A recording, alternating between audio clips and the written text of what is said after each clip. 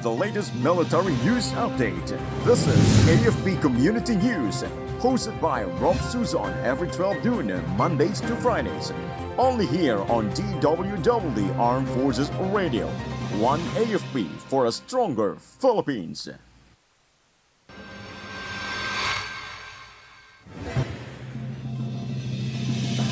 The Undersecretary and AFP Chief inspect key naval facilities in Palawan.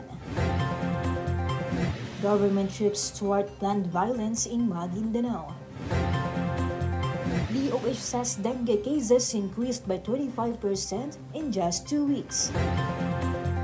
PCG to conduct final inspection of all siphoning operations in Bataan.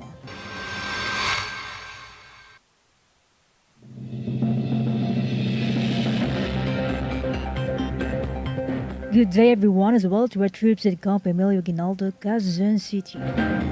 Today is Friday, September 13, and we'll bring you the latest news from the armed forces and other information around the Philippines.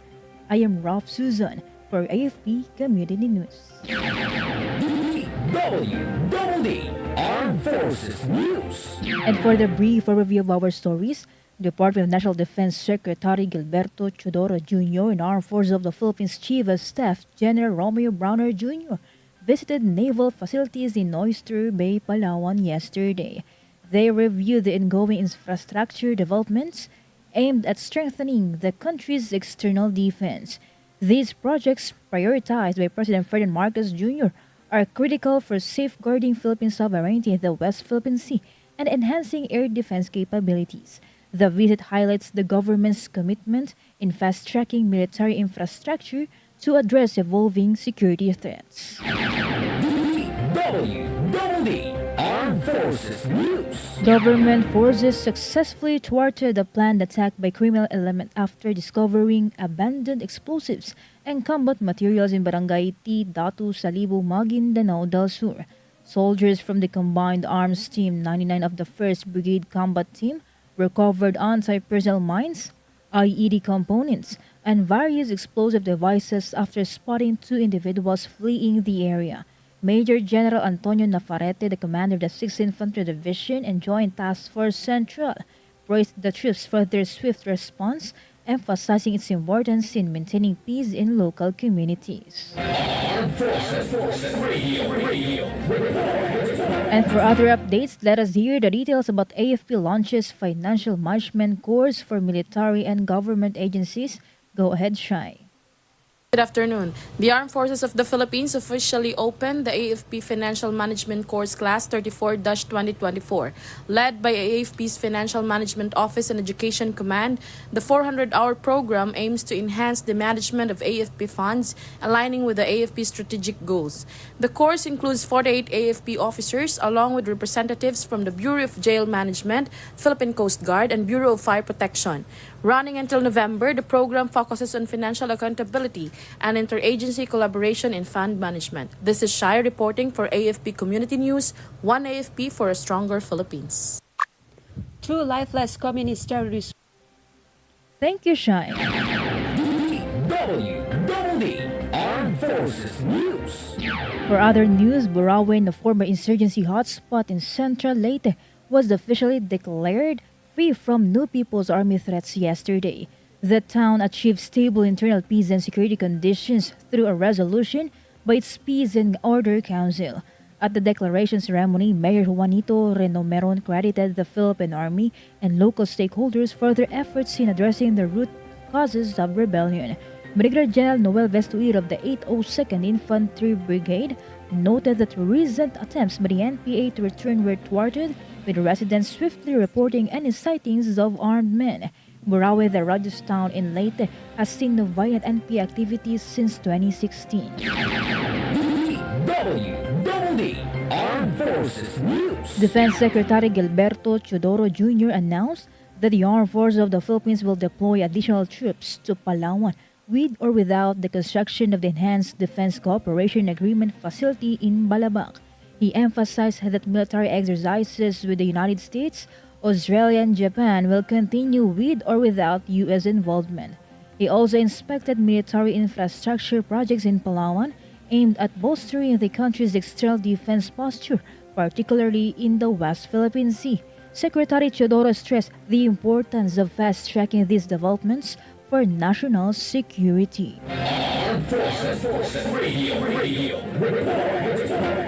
From First Year G, let us hear some information from Joanne about fleeing rebels left to lifeless CTGs after an encounter with government troops in Penablanca, Cagayan.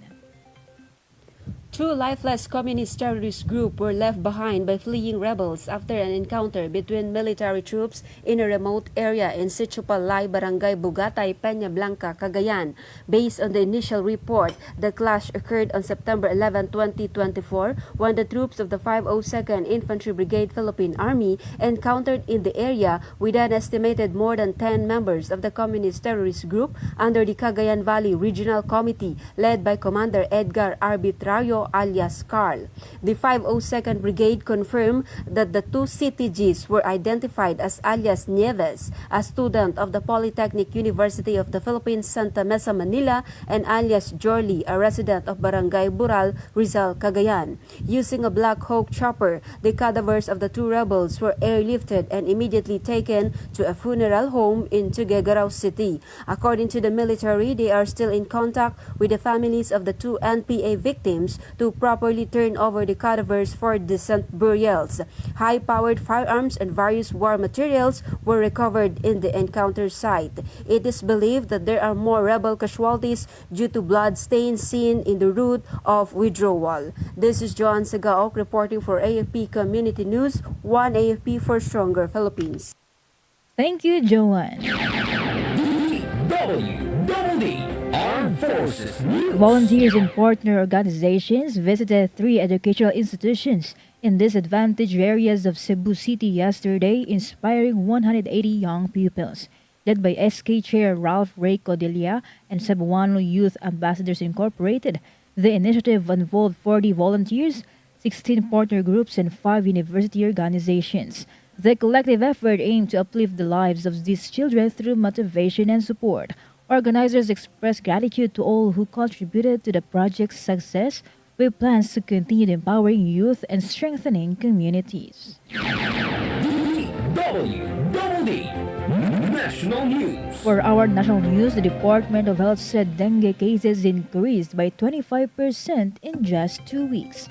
Health Assistant Secretary Albert Domingo said that from August 4 to 17, there were 36,335 cases reported, a 25% increase from the 29,021 cases reported from July 21 to August 3. Nearly all regions reported an uptick of cases. The fatality rates remains low at 20.26%, or 546 fatalities from the beginning of the year until September 6. Armed Forces Radio. We have a report coming in about 6 FAB partners with Cotabato City High School for Brigada Escuela. Go for the details, Beth Tanyete. The 6th Field Artillery Battalion formalizing a partnership with the Cotabato National High School, ROHAS, through a Memorandum of Understanding. Both parties committed in enhancing school facilities under the Brigada Escuela program. The collaboration aims to create a better learning environment, demonstrating a shared dedication to community development and the youth empowerment in the region. This is Beth Tanyete reporting for the AFP Community News, 1 AFP for a Stronger Philippines.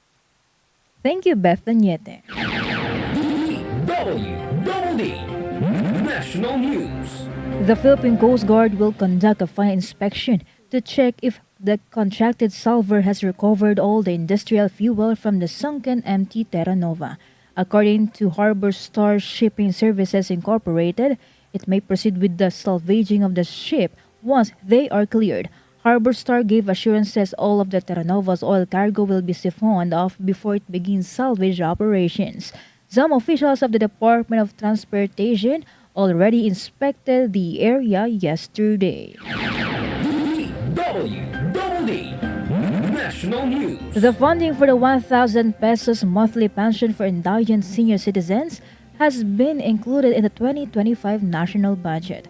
According to Camarines Sur's 2nd District Representative Luis Raymond Villafuerte, the Department of Budget and Management has approved the 49.8 billion peso allocation for the implementation of social pension for indigent senior citizens, while an additional 3 billion pesos was allocated to provide a cash gift of 100,000 pesos for centenarians. The lawmaker emphasized that an accurate cataloging of senior citizens is crucial for the full implementation of Republic Act 11916 and 11982. Armed Forces Radio. On the other line, let us hear some information from Jimboy about Philippine Army Chief pushes for enhanced military.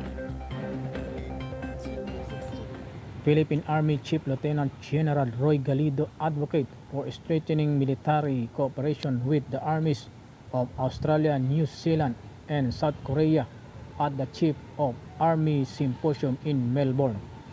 During the event, he discussed 15-plan joint program and training with Australian Army Chief Lieutenant General Simon Stewart, explorer multinational disaster response exercise with New Zealand Army Chief Major General Ross King, and examine potential engagement with South Korean Army Chief Major General Hyewon Jun Kim Ki-won. This collaboration not only bolster defense capabilities but also pave the way for greater regional security, disaster preparedness, and knowledge exchange. This is Jimboy reporting for AFP Community News, 1 AFP for Stronger Philippines. Thank you, Jimboy. DWDD National News. And it's 12:16 in the afternoon and you are still tuning at AFP Radio, the DWDD Facebook page. And for our announcement, good news for our AFP pensioners whose pension accounts are with Land Bank of the Philippines. You may withdraw your pension for the month of September starting September 14, tomorrow Saturday. Meanwhile, for AFP pensioners with pension accounts at Development Bank of the Philippines and Philippines Veterans Bank, you may withdraw on September 16, Monday.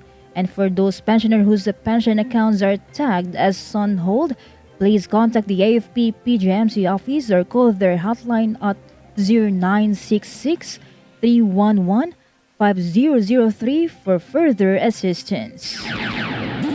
DWDD National News. And moving on to another story, Negros Occidental Governor Eugenio Jose Lacson has urged the residents living near the 4-kilometer permanent danger zone of Canlaon volcano to remain vigilant. Lacson said the volcano is still showing signs that it can really have an eruption. Canlaon volcano is still at alert level 2. The governor is hoping that the situation improves as he acknowledged the difficulties of local government units if forced evacuation will again be imposed. DWDD National News. A notice to airmen or NOTAM for flights near Canlaon volcano has been issued by the Civil Aviation Authority of the Philippines. In a statement, the CAAP warned pilots that the volcanic activity could reach as high as 17,000 feet from the mouth of the volcano. The latest NOTAM will be effective from 8:49 a.m. on September 12 to 9 a.m. today. Canlaon volcano is on alert level 2 or increased unrest. Armed Forces Radio. More update from Jay regarding the cooperation with Australia, New Zealand, and South Korea. Yes, Rofh, the Armed Forces of the Philippines officially appointed the new chief of AFP Medical Center during a change of command ceremony in Villuna Avenue, Quezon City, presided by AFP Vice Chief of Staff Lieutenant General Arthur M. Cordura.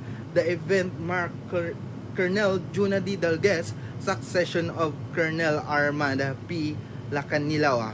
Prior her assumption, the new chief served as chief of the Victoriano Luna Medical Center. Moreover, Lieutenant General Cordura praised Dalguez's leadership and expressed confidence in her ability to advance the center's mission of delivering quality healthcare to the AFP community. And this is Jay Canyo reporting for AFP Community News, 1 AFP for Stronger Philippines. Thank you so much, Jay Canyo. DWDD National News. Expect a rainy weekend over parts of the country due to the southwest monsoon or habagat, enhanced by a severe tropical storm with the international name Bibingka. According to Pagasa, over the next 24 hours, Palawan, Occidental Mindoro, Western Visayas, Negros Island region, Bangsamoro Autonomous Region, Muslim Mindanao, Zamboanga Peninsula, and Soc-Sargent may experience heavy to intense rainfall due to the habagat. Meanwhile, Bicol region, Oriental Mindoro, Marinduque, Romblon, and the rest of Visayas and Mindanao may experience moderate to heavy rainfall. Bebingka is projected to briefly stay inside the Philippine area of responsibility, entering by Friday evening and exiting the vicinity by Saturday morning. DWDD National News. Senator Lauren Legarda said the development program should be based on resilience and sustainability against the natural disasters. This comes after the Philippines topped the World Risk Report for the third consecutive year. She said there are laws meant to strengthen the country's disaster risk reduction and management systems, as well as improved climate resilience. However, the senator said that the risk remains high if these measures are not properly implemented or followed by the people and local governments. Armed Forces Radio Report. And now let's hear a report on the ground about AFP welcomes a new chief of medical center. Go on for the details, Gina. Yes, Rofh, troops from the 75th Infantry Battalion clashed with communist terrorist group elements in Sitio Nalindog, Barangay Bulhon, San Miguel, Surigao del Sur. The hour-long encounter resulted in the capture of 10 high-powered firearms and other war material. The military launched the operation after reports of CTG extortion activities in the area. Government forces with air support overran the rebel camp, forcing the rebels to retreat. Relatedly, 401st Brigade Commander Brigadier General Francisco F. Lorenzo Jr. urged remaining insurgents to surrender and availed of government amnesty programs. This is Gina reporting for AFP Community News, 1 AFP for a stronger Philippines. Thank you, Gina, for reporting. 75 IB seizes firearms after clash with rebels in Surigao del Sur. DWDD National News. For other development story, Cagayan de Oro City's 2nd District Representative Rufus Rodriguez is urging the Supreme Court to set the hearing on the controversial transfer of 89.9 billion peso worth of excess funds from PhilHealth to the National Treasury next month. The SC announced that it will conduct oral arguments on consolidated petitions questioning the fund transfer by January next year. Rodriguez said the oral arguments will be too late as the fund will have been remitted to the Treasury by November. So far, PhilHealth has transferred the first tranche of 20 billion pesos last May 10 and another 10 billion pesos last August 21. DWDD National News. The Department of Education has started conducting an online survey among its employees to assess their preferences for availing of medical services. DepEd said it is conducting an online survey to gather baseline data on Health Maintenance Organization or HMO and other health insurance needs. The survey is being conducted through DepEd's Bureau of Human Resources and Organizational Development. Under Executive Order Number 64, the government will begin providing an annual medical allowance of up to 7,000 pesos starting next year. Armed Forces Radio Report. From 2nd CRG, more updates from Sena about 81st Infantry Battalion leads the Peace Rally and Serbisyo Caravan at Ragay, Camarines Sur. As part of the Mobile Community Security Sustainment Program conducted by the soldiers of the 81st Infantry Spartan Battalion, the Serbisyo Caravan and Peace Rally were successfully conducted in Barangay Salvacion, Ragay, Camarines Sur on September 11, 2024. The purpose of this program is to make the people of the barangay feel that the government is ready to help and respond to issues and concerns in their area. Also, it aims to unite the residents to achieve peace for the development of the community. The program was started by the teaching of Attorney Sigfred Estayo, Public Attorney of Ragay, about possible cases of violation of the anti-terrorism law or people who are proven in supporting leftist group. The program was attended by staff from various departments of LG Ragay that provided economic and health services. These include the Rural Health Unit, Municipal Local Government Operations Office, Municipal Social Welfare and Development Office, Municipal Agriculturist Office, Municipal Agrarian Reform Office, and Ragay MPS. As a sign of condemnation and non-acceptance of the NPA communist, the residents, military police, and LGU Ragay held a peace rally. At the same time, they took an oath that they would not support the terrorist NPA and burning of images on flags of the NPA. This is Sana from Sulcom, reporting for AFP News, 1 AFP for Stronger Philippines. Thank you, Sena. From Rizal, more updates from Ella Mercado about Antipolo LGU to launch cleanup drive activity. The city of Antipolo encouraged their constituents to participate and to be part of cleanup drives which will be launched in their city in support to National Cleanup Month celebration by virtue of Proclamation number 244, series of 1993. To avoid being hit of various illnesses caused by polluted environment, local government emphasized in their release information the importance of cleanliness in health and even in environment. Among the rules that must be followed to achieve the goal is to support different environmental programs and proper waste disposal. The city's encouragement to their residents aim to maintain discipline in the city and also in line to DOH campaign across the country. And this is Ella Mercado reporting for AFP Community News, 1 AFP for a Stronger Philippines. Thank you so much, Ella Mercado from Rizal.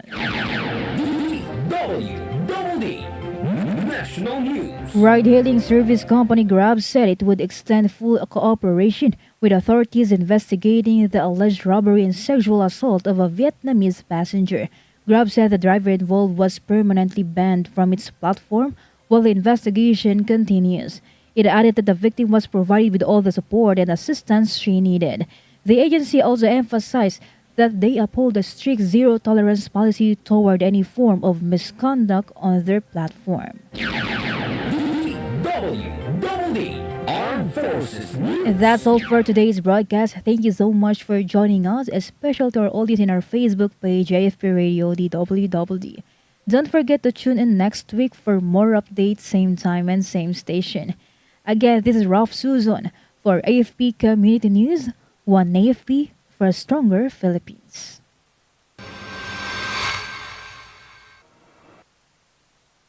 Kayo ay nakatutok sa DWDD AFP Radio. Kami po ay kasapi ng KBP, Kapisanan ng mga Broadcast